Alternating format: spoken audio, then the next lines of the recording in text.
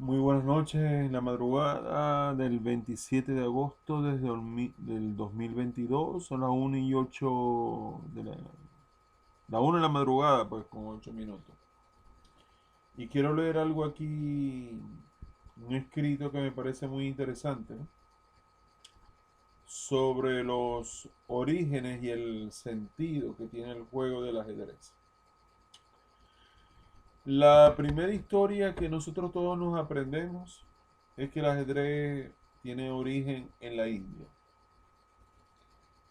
Ya todos sabemos de Sisa que para aliviar la tristeza de un sultán que había perdido un hijo en batalla, crea un juego en donde se demuestra que en algunas oportunidades en el reino se necesita realizar sacrificios del mismo reino, de personas, de familiares y cosas así por el estilo, de seres queridos, para lograr, para lograr los objetivos. Bueno, resulta que si esa fábula es real, entonces el ajedrez fue trasladado hacia Europa por los árabes, por los comerciantes árabes en el famoso Camino de la Seda. O sea que los árabes se pasean por todo eso, la China, la India, y después regresan a Europa y hacían sus negocios, pues. Entonces, entre esa mercancía que lograban recolectar los árabes, estaba el ajedrez, el juego del ajedrez como tal, que en sus inicios se le llamaba chaturanga. Ha sufrido cambios y transformaciones tanto en los movimientos como en las piezas a lo largo de los siglos. Es decir, no existía ni el enroque, ni el peón captura el paso, y los movimientos eran más limitados, los peones no daban dos pasos en la salida, cosas así por el estilo. El ajedrez viejo de Chaturanga, de los orígenes. Pero como todos sabemos, eso se ha ido modificando incluso hasta la Edad Media, donde aparecen las torres de los castillos, la caballería, los alfiles, que son llamados bishop, obispos en inglés, uno acompañando al rey y otro acompañando a la reina, en este caso la dama, y los peones que están en la línea del frente, que son como los campesinos, los soldados que salen a luchar directamente, a chocar con los otros peones del otro reino, del otro juego, del bando contrario. Entonces, en esa fábula nos hablan de que como el sultán le pide a Sisa cómo puede recompensarlo por semejante creación. Y es cuando Sisa le explica de que por un cuadro me das un grano, en el segundo cuadro me das dos, en el tercero me das cuatro, y así sucesivamente, hasta que la multiplicación daba a trillones de granos de trigo, como sembrar la tierra como 6 veces. Es decir, si se trataba en la fábula de demostrarle al sultán que el ajedrez no tenía un valor monetario, sino más que todo un valor sentimental. Bueno, este, para mí los orígenes del ajedrez es algo desconocido. Pero vamos al hecho de que los tesoros que se consiguieron en las pirámides, supuestamente encontraron un juego parecido al ajedrez. Se habla de que las pirámides fueron construidas por alienígenas. Sale mucho en History Channel, en los canales del cable, National Geographic y cosas así. ¿Por qué se supone de que las pirámides fueron construidas por alienígenas, por extraterrestres? Como Carrizo se dan unas pirámides similares a las de Egipto, en México, en México, en el país de México, no sé si en otros países de Centroamérica, No me recuerdo bien si es Costa Rica, Guatemala, no sé.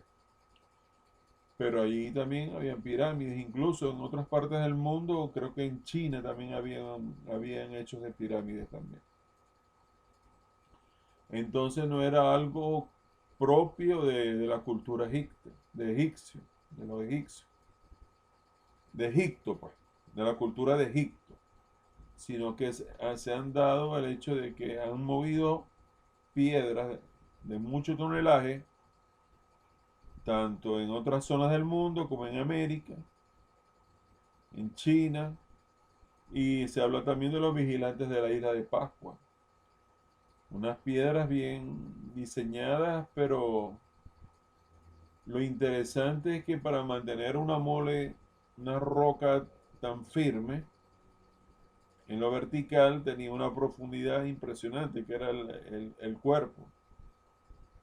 O sea que parecía de que eso no fue hecho por humanos, pues.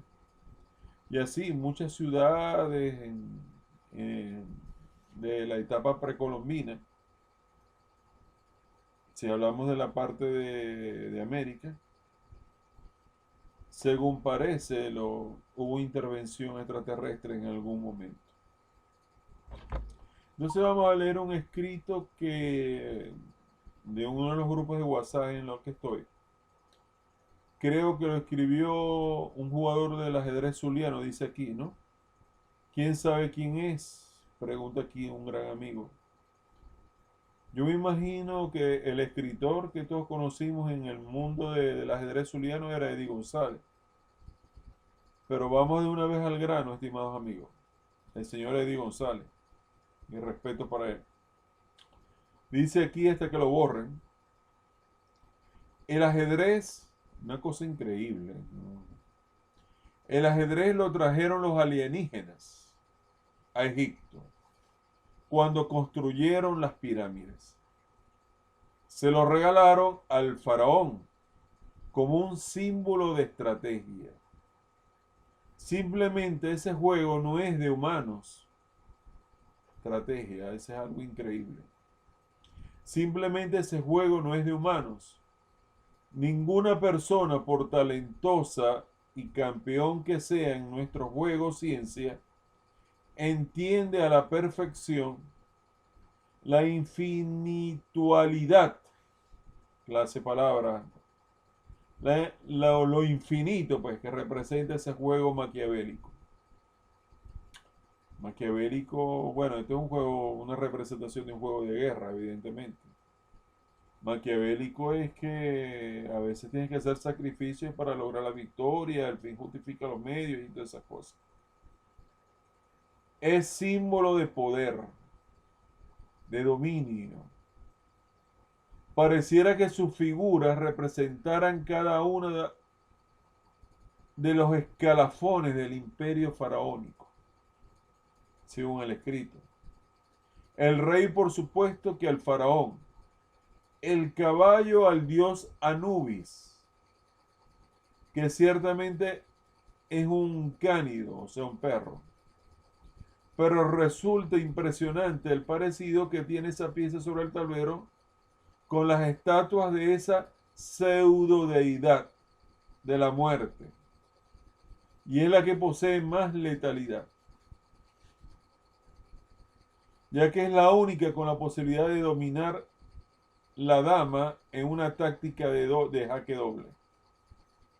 O sea, hablando de la pieza del caballo, que es como algo siniestro, ¿no? Qué interesante. Seguimos acá.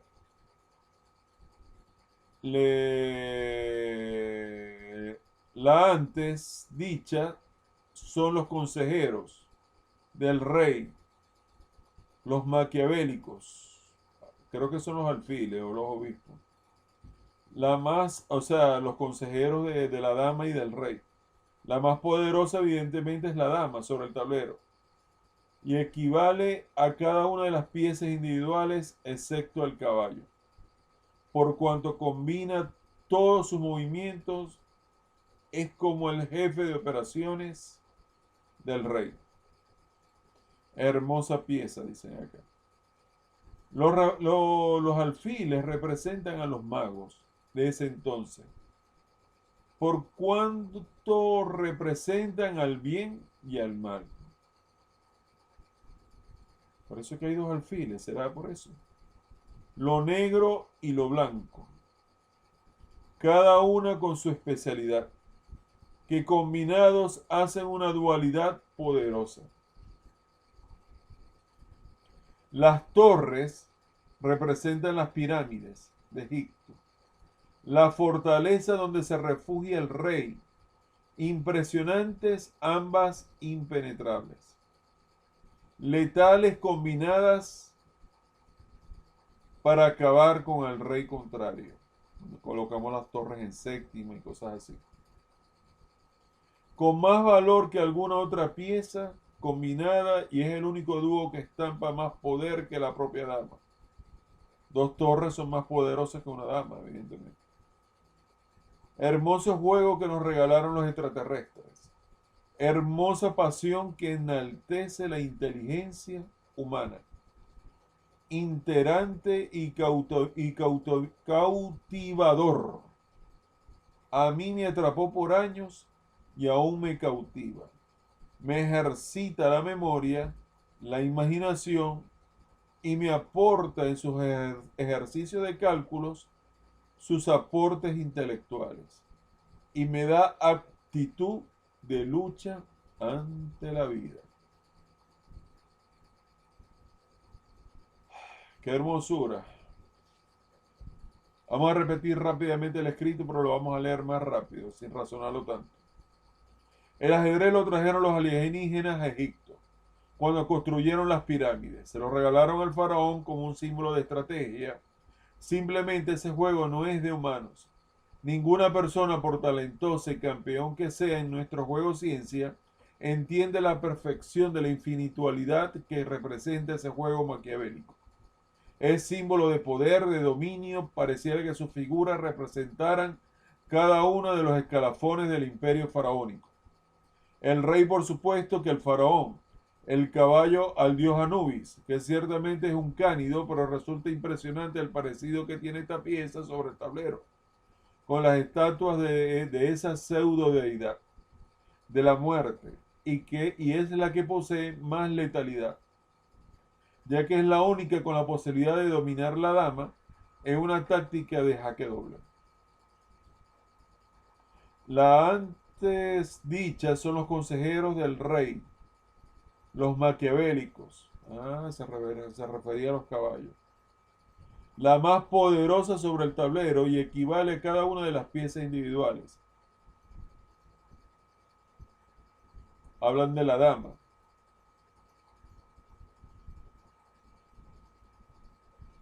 Por cuanto combina todos sus movimientos, excepto el caballo. Es como el jefe de operaciones del rey. La dama es una hermosa pieza. Los alfiles representan a los magos de ese entonces, por cuanto representan al bien y al mal, lo negro y lo blanco, cada uno con su especialidad, que combinados hacen una dualidad poderosa. Las torres, las pirámides de Egipto, la fortaleza donde se refugia el rey, impresionantes, ambas impenetrables, letales combinadas para acabar con el rey contrario, con más valor que alguna otra pieza combinada, y es el único dúo que estampa más poder que la propia dama, la pareja de torres, pues, las dos torres.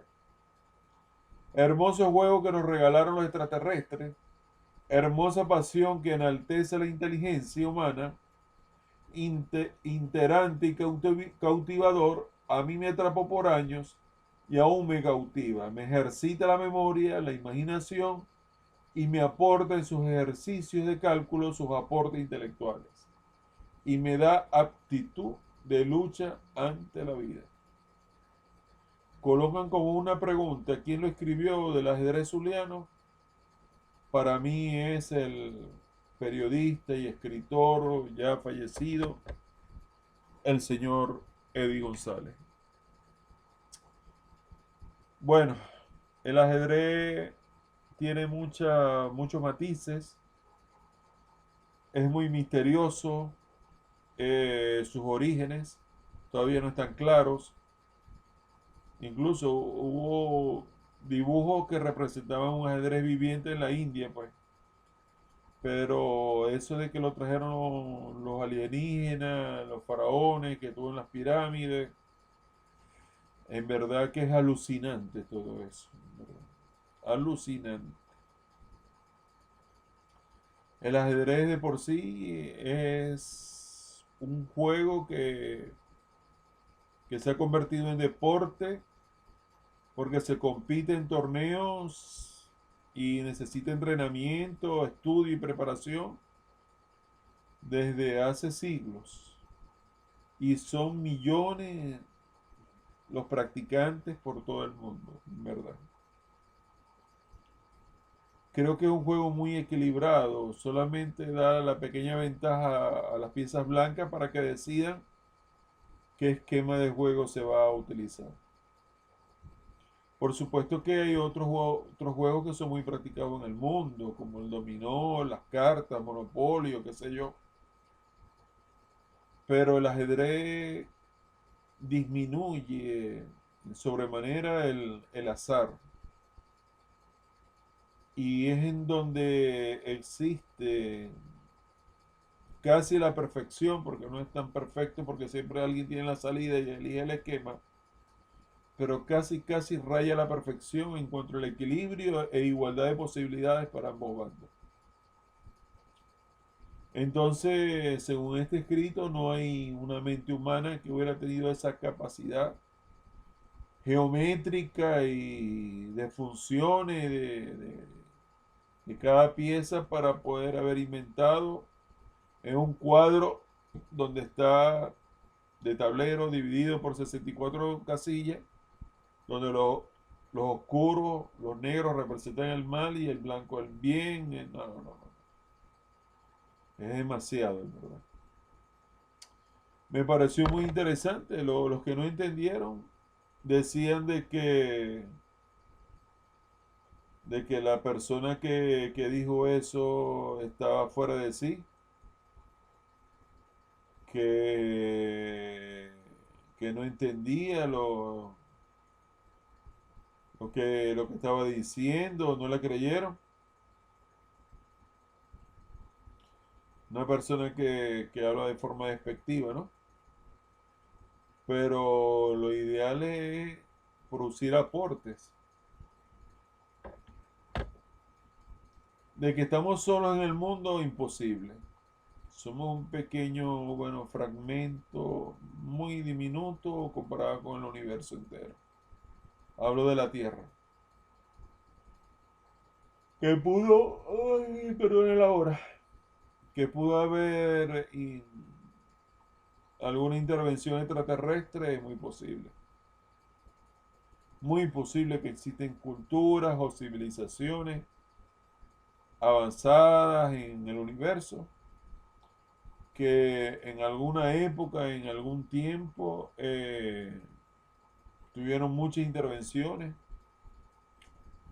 Posiblemente están descritos en la Biblia y de pronto se pensó de que era Dios el que estaba realizando esos hechos, yo no sé. Posiblemente, presumo yo.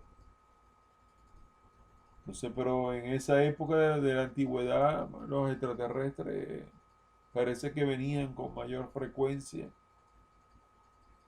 a la Tierra. Fíjense que, por ejemplo, en Perú existen unos cráneos de cristal, un diseño impresionante donde se habla de que esos cráneos de cristales que se consiguieron en el Perú y Machu Picchu y muchas ciudades por allá de los incas, es muy posible. Allá también hay pirámides, por cierto, en Perú, que posiblemente hubo intervención extraterrestre también. Entonces, bueno, esta persona se refiere al juego de ciencia como algo maquiavélico. Maquiavélico en el sentido de el fin justifica los hechos, de estrategia, de ganar una guerra. Pero depende del modo como se explique, como se enseñe. es que se le puede dar utilidad al juego. Esas cosas del bien y el mal, y la sangre, y esos enigmas y esas cosas, por supuesto que no se lo vamos a explicar a un alumno o a una alumna o a alguien que esté aprendiendo el ajedrez. Simplemente le pasaríamos la información necesaria para que se divierte con el juego y bueno, y sea un buen jugador o una buena jugadora. Pero eso de creer de que hay algo oculto detrás del ajedrez, hay un misterio, un poco más y llegamos a la Edad Media de la Inquisición. Con- bueno, fíjense que hay árabes musulmanes que describen el ajedrez como un juego violento y por lo tanto lo tienen prohibido en algunos países del mundo musulmán.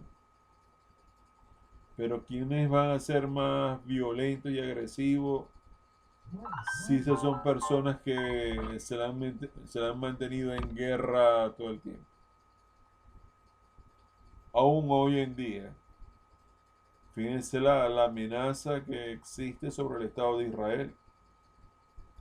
Ese odio eterno entre musulmanes y judíos.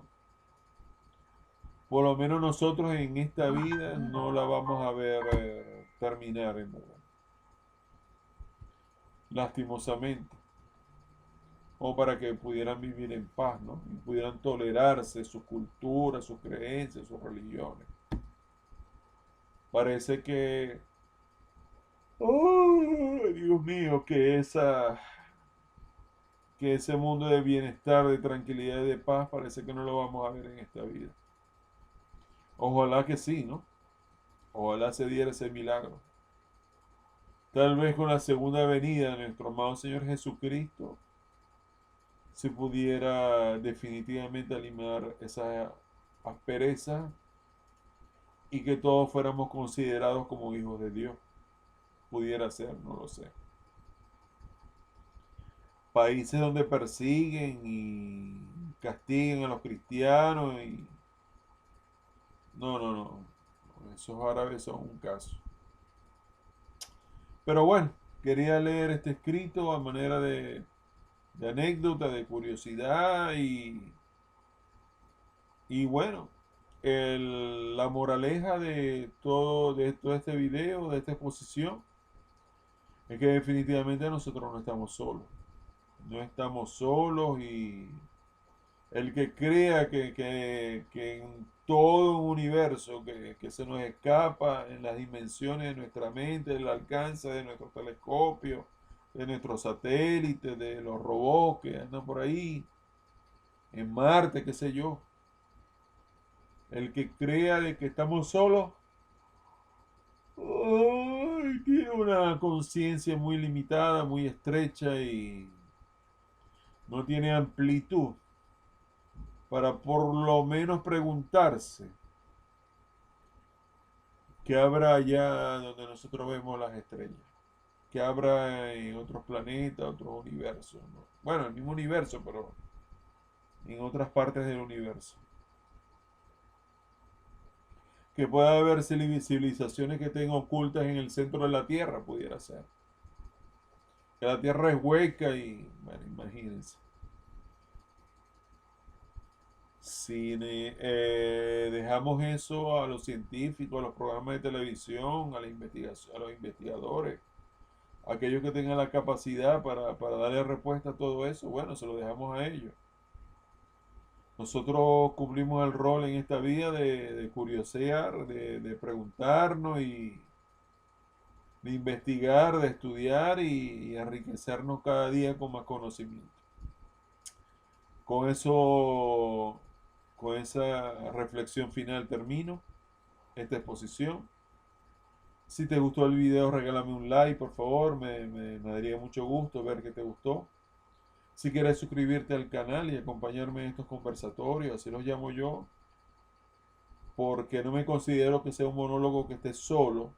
Alguien me escucha y si alguien quiere responderme o escribirme, Ya pasamos a la parte de conversación. Bienvenido sea.